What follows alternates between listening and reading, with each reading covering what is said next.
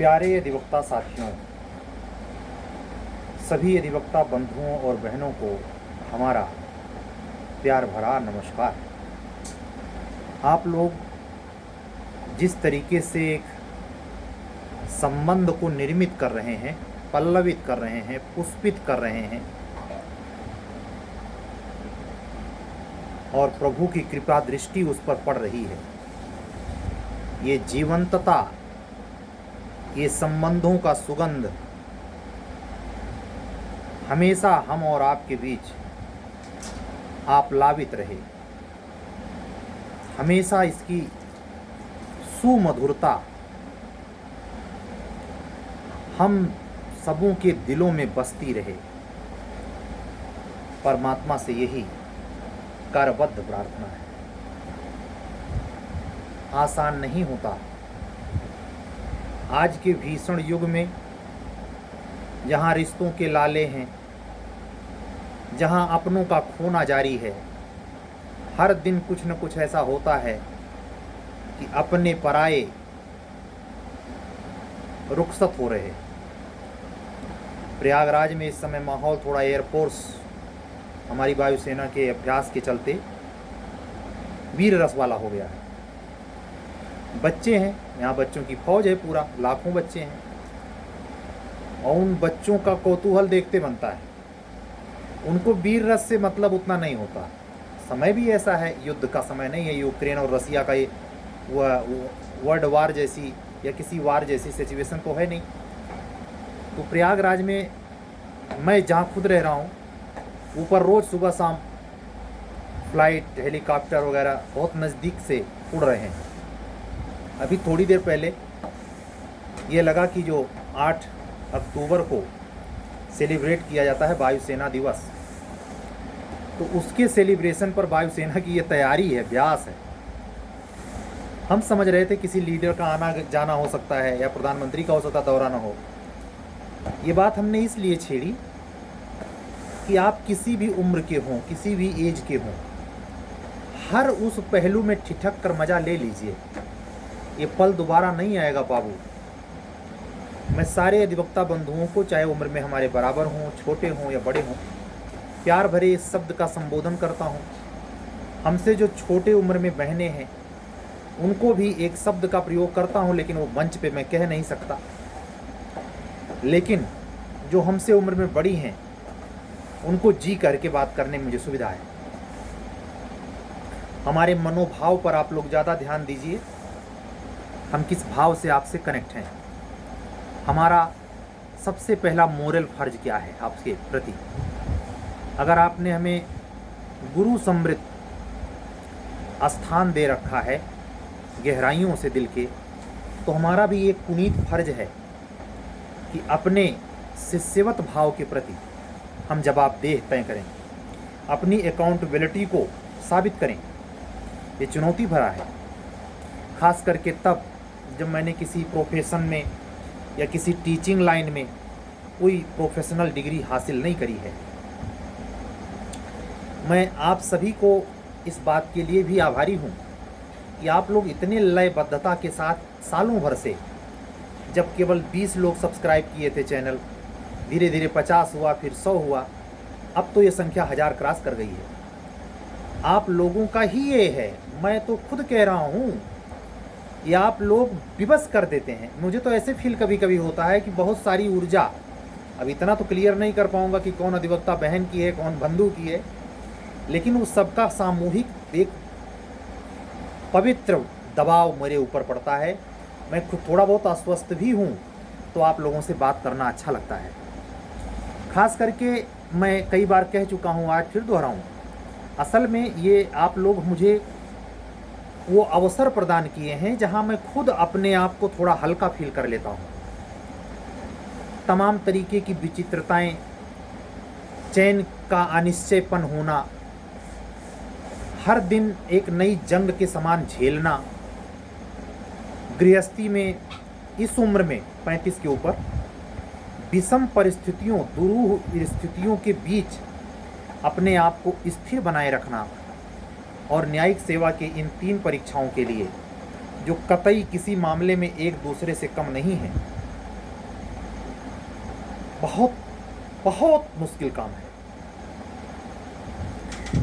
हमारे वो अधिवक्ता बंधु और बहन इस बात से नाराज़ ना हो जो हम कहने जा रहे हैं, जो बहुत अग्रिम एज में सफलता प्राप्त कर लेते हैं और न्यायिक सेवा में पद प्राप्त करके कचहरियों में जाकर बैठते हैं, अपनी सेवा देते हैं, उनको पद पाने से लेके कम से कम 5 से 10 साल तक जिसका का नहीं पता होता, क्या कचहरी में घट रही घटना या अपने दैनिक मानवीय जीवन में, चाहे स्त्री हो या पुरुष, जो एक गहरा अनुभव से आदमी सीखता है, उससे ये नए उम्र के बच्चे बिल्कुल वंचित होते हैं।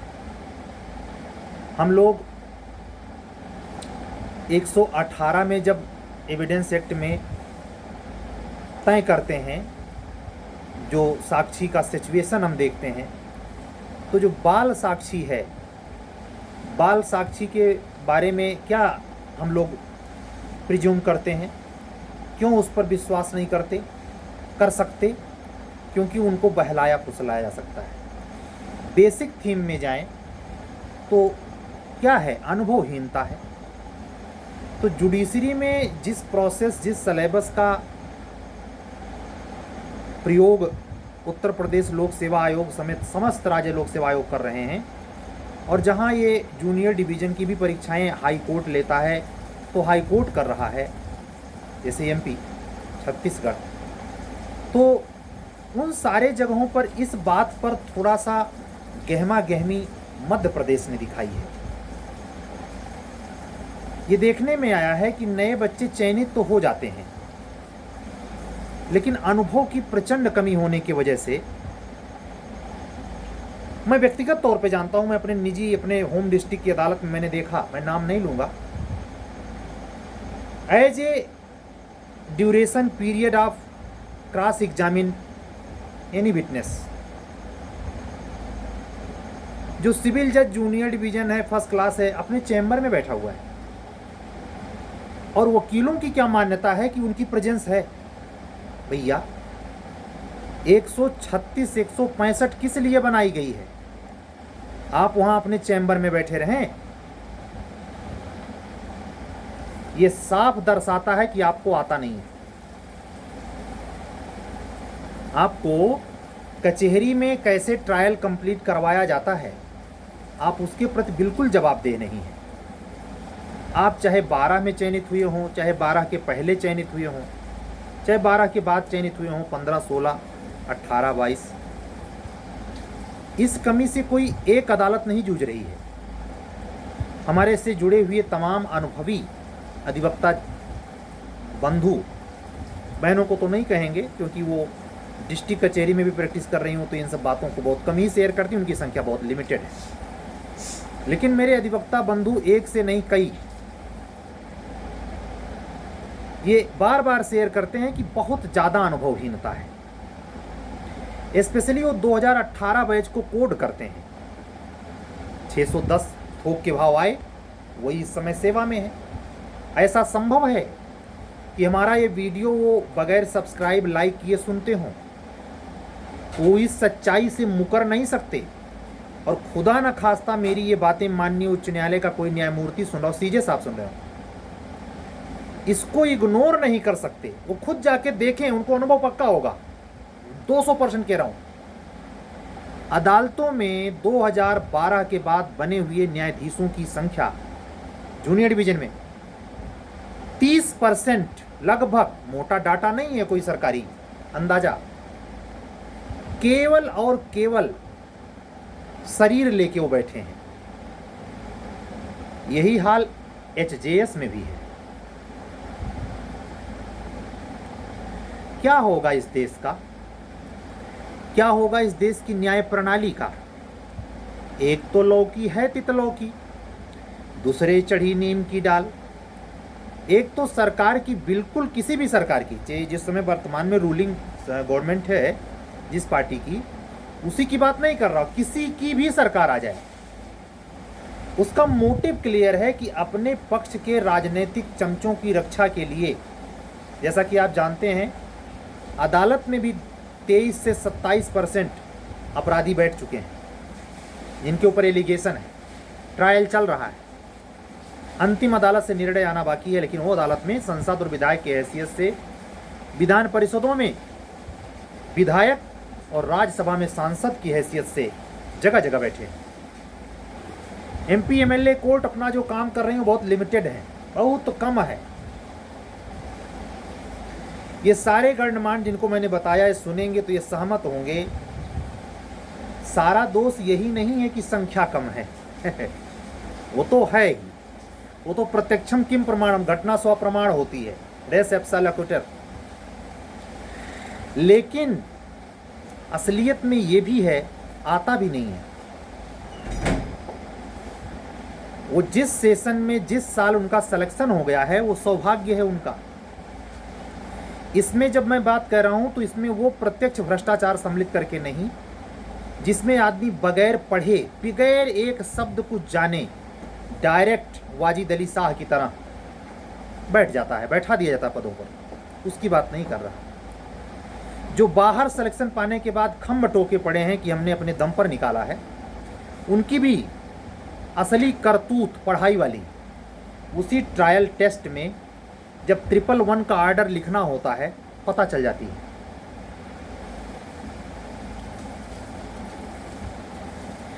कितने ऐसे न्यायाधीश हैं जूनियर डिवीजन में जो भी जस्ट बैच में हैं, 151 सीआरपीसी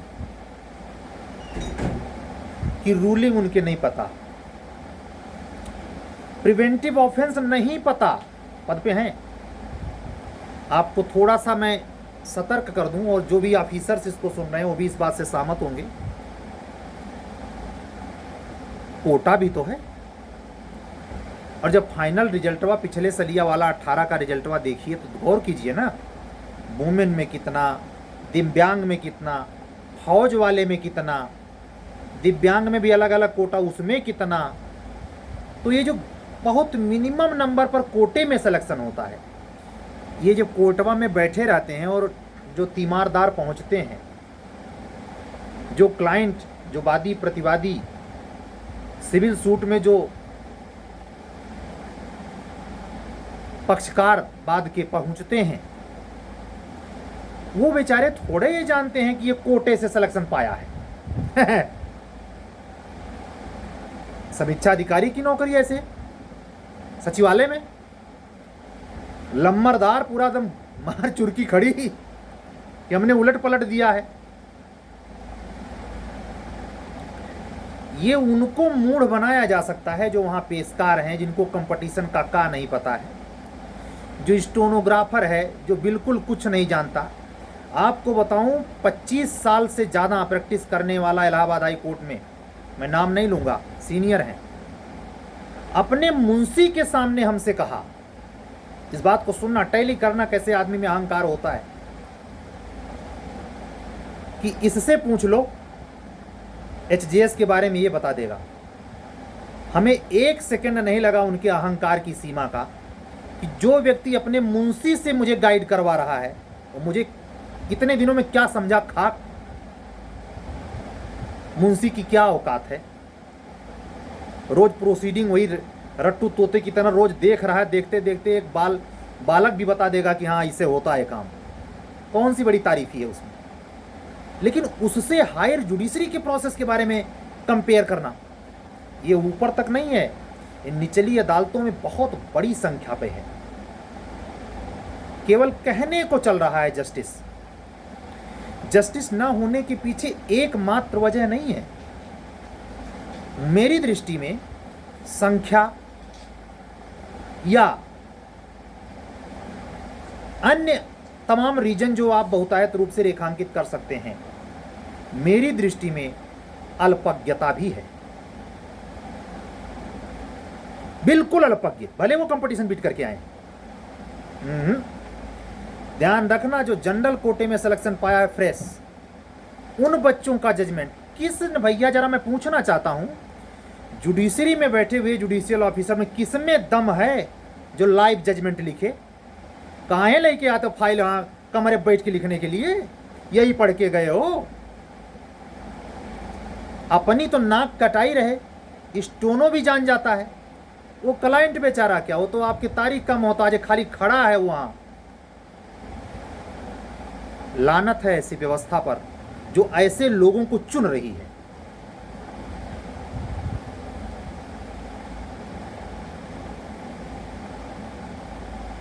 अगर ईमानदारी से सोचेंगे तो न्यायिक प्रक्रिया ही नहीं, पुलिसिया विभाग, कोई डिपार्टमेंट, दीमक पूरा चाल चुकी है भाई। इतने बजबजाहट के बीच नई वैकेंसी का हम लोग इंतजार कर रहे हैं। 15 मिनट बोला हूं, ठीक के विचार करना, चाहे अपने स्टेट में सिलेक्शन पाने वाले हों या पा चुके हों, जो पिछला बैच दोनों गया 22-23 का, जे और एपीओ यूपी। सेवा में जाने के पहले बाबू ट्रेनिंग पीरियड में हमारी बतिया का असर उस पर तो बिल्कुल नहीं पड़ेगा जो फर्जी हुआ है, न उसको मैं बोल रहा हूं, और न कभी जीवन में। हाँ, एक सिचुएशन में तो महाराज भगवान न करे कि हम सीएम हो जाएं, ये जान जाइए कि फिर काल सवार है। मैं ऐसी इच्छा रखता हूं व्यक्तिगत तौर पे, आप लोगों आप सुनकर हंसी आएगी, 2012 से मैं फिर से जुडिशरिया करवा दूं और निकाल बाहर करूं। 2012 से मैं उसको करने के लिए किसी भी हद तक जा सकता हूं, लेकिन यही शर्त पे कह रहा हूं मैं कभी हो नहीं सकता। बाकी तो ये सुन रहा है, कुछ नहीं आता, बिल्कुल नथिंग। एपीओ होकर 15 वाले बैच में केवल और केवल ढिपोंग गड़ रहा है कचहरी में।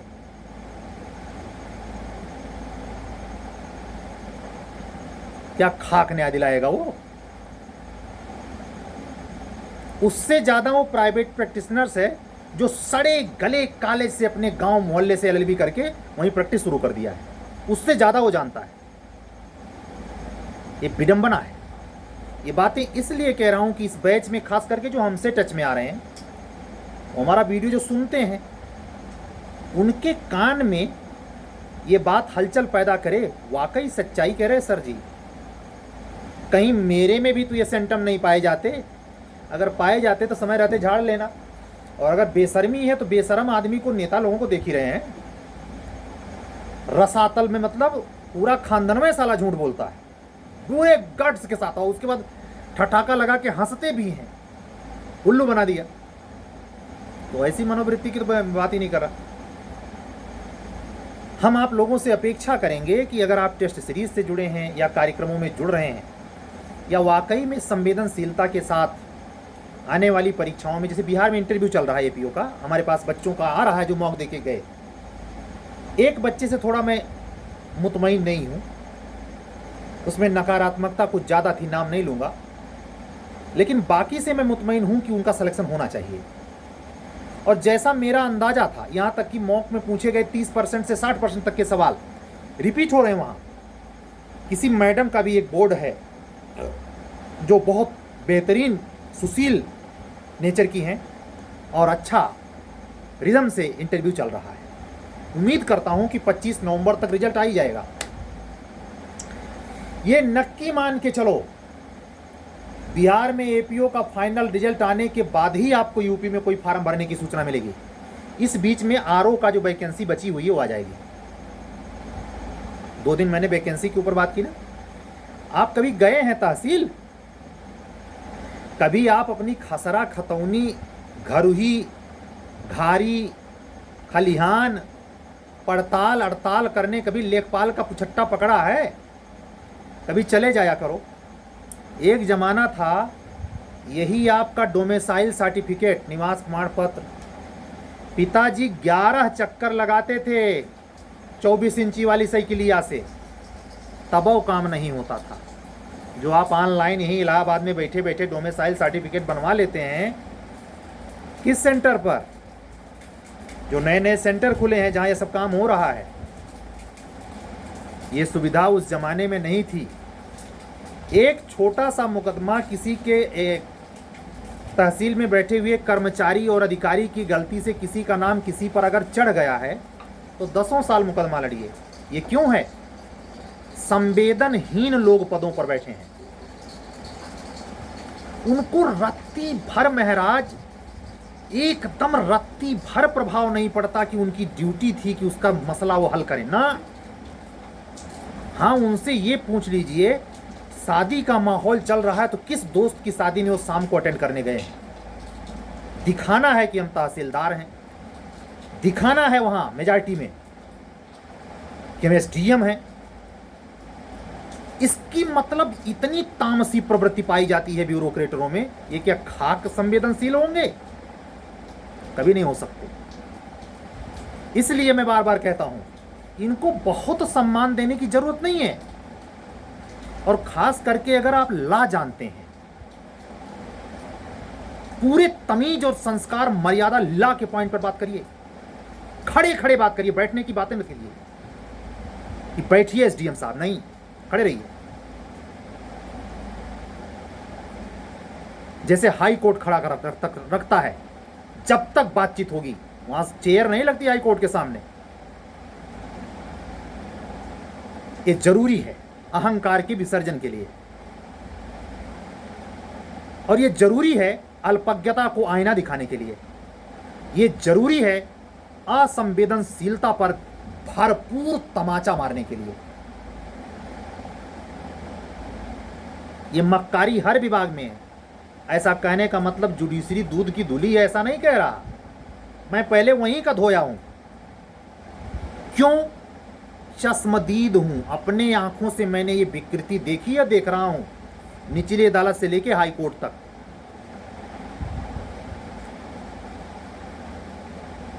हड़तालों में कैंडुलेंस साला हो जाता है, पूरी कचहरी लाख, यूनियन बना हुआ है, कोई फर्क नहीं पड़ता इन लोगों को।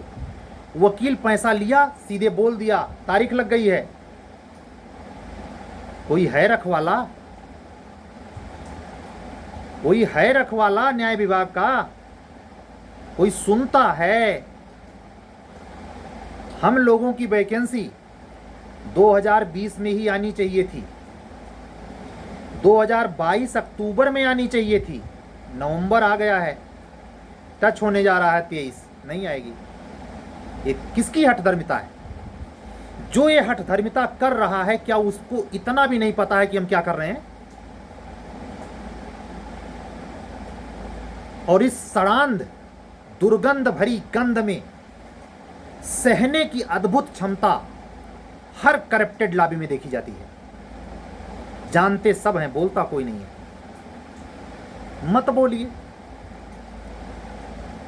यदा यदा हि धर्मस्य, कह रही गन नहीं पई हैं, इतना भीषम पितामह बाण लगा रहा। कथा आती है कि एक सांप को अपनी भरी जवानी में, जवानी के नशे में भीषम पितामह उठा के फेंक दिए थे, और वो सांप जाके बबूल के पेड़ पे लटक गया था। उस सांप को जितना बबूल का कांटा धंसा था, उतने बाण अर्जुन ने मारे थे भीषम पितामह को।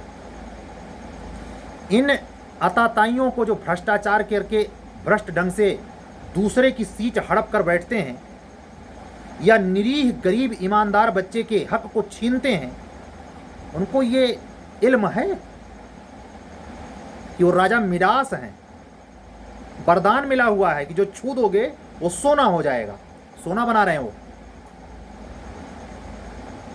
सूक्ष्मता से देखें तो चाहे जुडिशरी हो, चाहे नॉन जुडिशरी, चाहे पुलिस डिपार्टमेंट, हर विभाग के भ्रष्टाचार की तूती बोल रही है, और हर स्तर पर है ये।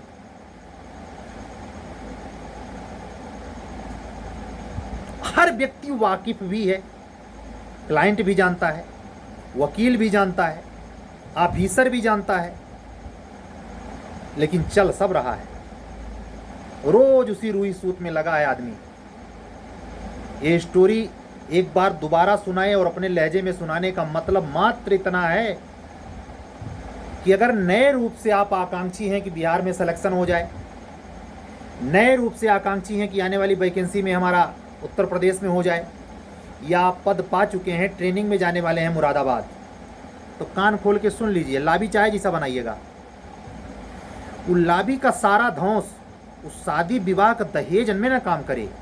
वो काम करेगा उस दिन जब आपको ट्रेनिंग के बाद पहले ज्वाइनिंग मिलेगा और गवाही दिलवानी पड़ेगी एज ए एपीओ, और न्याय सुनाना पड़ेगा, वारंट रिकॉल पर अपना एक्शन लेना पड़ेगा, आर्डर निर्गत करना पड़ेगा as a judicial magistrate junior division.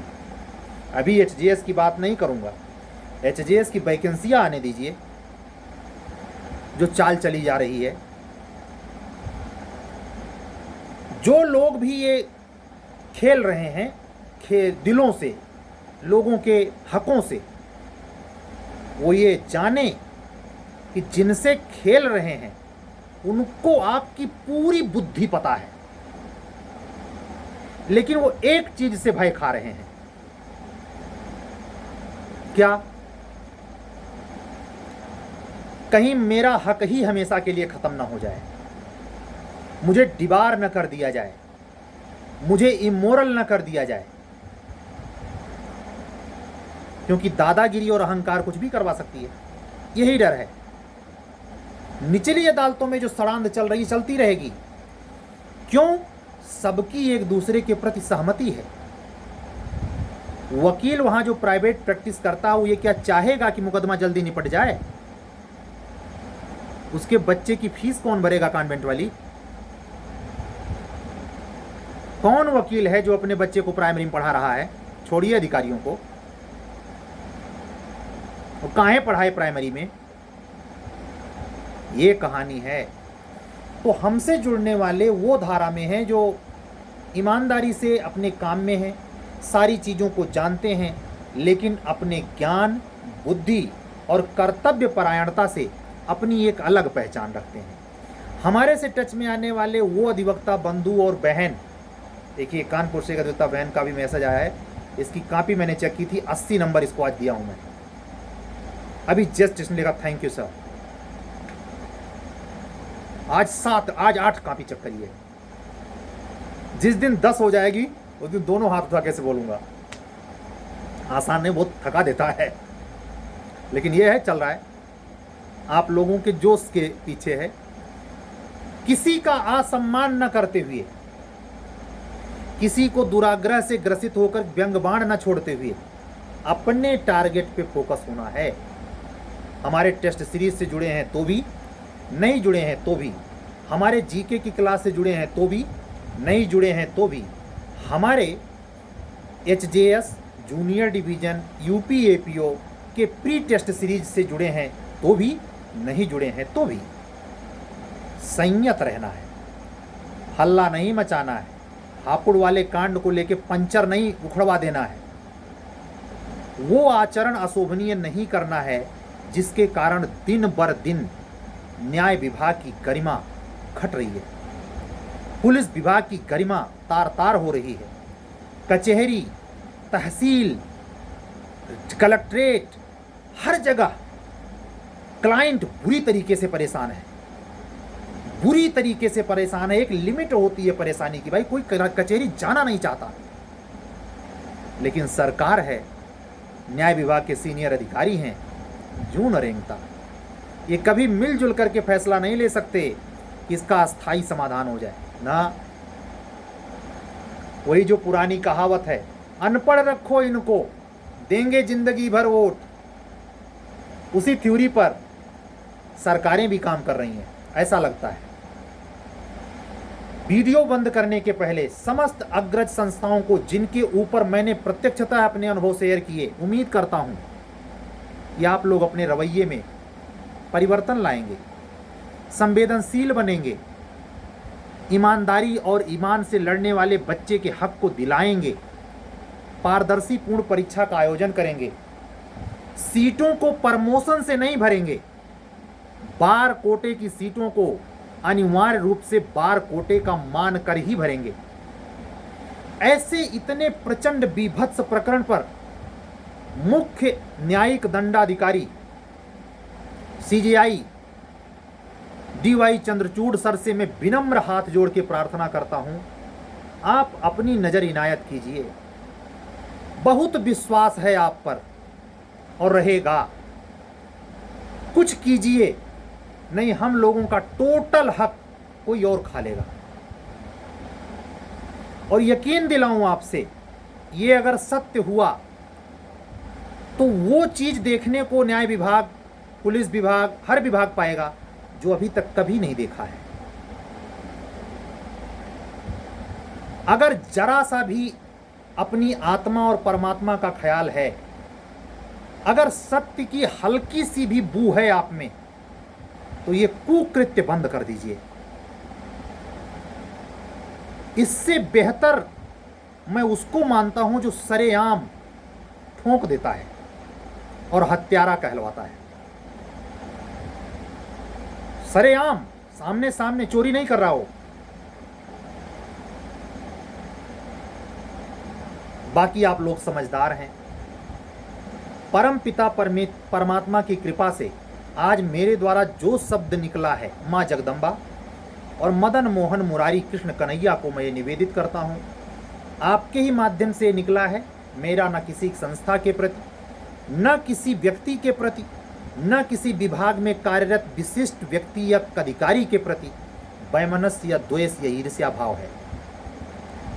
ये सामान्य से उद्गार हैं जो 40 साल की उम्र में अधिवक्ता उच्च न्यायालय इलाहाबाद के हैसियत से अपने निजी न्यायिक सेवा में जाने के लक्ष्य के प्रति वंचित रहने से निकल रहे हैं।